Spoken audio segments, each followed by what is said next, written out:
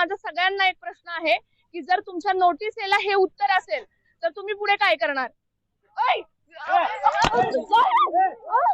महाराष्ट्र के पुणे का एक वीडियो बीते दिनों काफी सुर्खियों में रहा। वजह थी रिपोर्टिंग कर रही एक महिला पत्रकार पर हमला। उनका नाम है स्नेहा बारवे। वो एक स्थानीय न्यूज चैनल के लिए काम करती हैं। घटना उस वक्त हुई जब वो यहाँ के मंचर मार्केट कमेटी इलाके में कथित अतिक्रमण के मामले पर रिपोर्टिंग कर रही थीं। इस घटना के बाद एफआईआर दर्ज हुई जिसमें लिखा है कि स्नेहा बारवे और उनके सहकर्मी मंचर मार्केट कमेटी के परिसर में अवैध निर्माण की गतिविधियों पर रिपोर्टिंग कर रहे थे। तभी 8 से लेकर 10 पुरुष वहां आए और डंडों से स्नेहा पर हमला कर दिया। एफआईआर के मुताबिक जब स्नेहा के सिर पर हमला हुआ तभी वो नीचे गिर गईं, लेकिन पांडुरंग मोरडे नामक शख्स ने हमला करना जारी रखा। एफआईआर में कहा गया है कि जो लोग बीच बचाव करने की कोशिश कर रहे थे उन्हें भी धमकी दी गई। जब मैं न्यूज़ कवर करने गई थी 4 तारीख को, तब पांडुरंग मोरडे नाम का जो आदमी है उन्होंने मेरे पीछे सिर पे डंडे से मारा।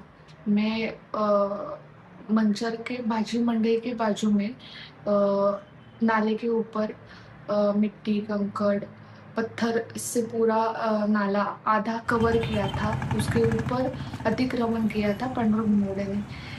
उधर जाने के पहले मैंने पूरी जानकारी ली थी सीओ, तहसीलदार, तलाठी और सरपंच के पास से। तो उन्होंने मुझे बताया था कि ये अतिक्रमण है। उन्होंने उस बारे में नोटिस भी पांडुरंग मोरडे को दी थी। तब भी पांडुरंग मोरडे अतिक्रमण कर रहा था। पांडुरंग मोरडे ने पीछे से आकर मेरे सिर पे आके मारा और जैसे ही उसने मुझे मारा वैसे ही मैं नीचे गिर गई। फिर वो आजू बाजू के लोग थे, वो अभी मुझे बता रहे सब कि जो वो पांडुरंग मोरडे इतना मार रहा था, मैं बेहोश होने तक वो मुझे ऊपर से मार रहा था। मंचर में एक सब्जी मंडी है और उसके बगल में एक नदी बहती है। नदी का एक किनारा मंचर ग्राम पंचायत के अंतर्गत आता है, जबकि दूसरा निगोटवाड़ी ग्राम पंचायत के अंतर्गत। पास से गुजरने वाली सड़क 12 ज्योतिर्लिंगों में से एक और प्रमुख तीर्थ स्थल भीमा शंकर की ओर जाती है। ऐसे में बाजार के आसपास का इलाका हमेशा व्यस्त और भीड़ भाड़ वाला रहता है। स्नेहा को ऐसी जानकारी मिली थी कि बाजार क्षेत्र में अतिक्रमण हो रहा है। खासकर कुछ लोग नदी के एक हिस्से पर अवैध रूप से दुकानें बना रहे हैं। जानकारी की पुष्टि के लिए उन्होंने मंचर नगर पंचायत के सीईओ से संपर्क किया।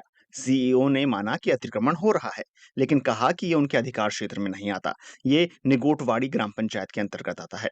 स्नेहा ने निगोटवाड़ी ग्राम पंचायत के सरपंच नवनाथ निघोट को फोन किया। उन्होंने भी अतिक्रमण की बात स्वीकार की और बताया कि उन्होंने संबंधित व्यक्ति को निर्माण रोकने का निर्देश पहले ही दे दिया था, लेकिन वो निर्देशों की अनदेखी कर रहा था।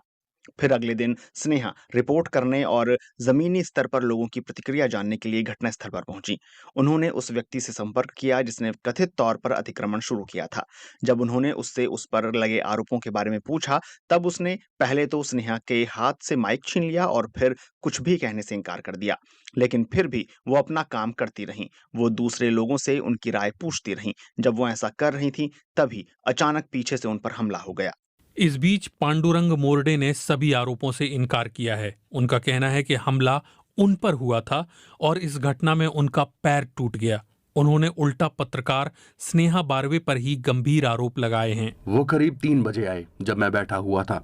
वो सर्वे कर रहे थे और तस्वीरें खींच रहे थे। मैंने कुछ नहीं कहा, लेकिन मुझे लगा कि वो मुझसे पैसे मांगेंगे, जैसा कि मैंने दूसरों के मामले में भी सुना था। क्योंकि मैं उन्हें पैसा नहीं दे सका या उनकी मांगे पूरी नहीं कर सका, तो मुझे शक है कि उन्होंने मुझे फंसाने की कोशिश की। करीब 5 या 5:30 बजे वो फिर लौटी। वो अपने साथ 8 से 10 लोग लेकर आई थी, जो ज्यादातर थोराट समूह के लोग थे, जो कि मेरे विरोधी हैं। उन्होंने ड्रामा शुरू किया, वीडियो शूट करने लगी। मैं चुप रहा। तभी उनके साथ आए लोगों ने गालियां देना और मारपीट करना शुरू कर दिया। उन्होंने मुझे डंडों से पीटा और जमीन पर गिरा दिया। उनका बैकग्राउंड आपराधिक रहा है। अब क्योंकि ये मामला सभी के सामने आ गया है, तो वो खुद को बचाने के लिए झूठे आरोप लगा रहे हैं।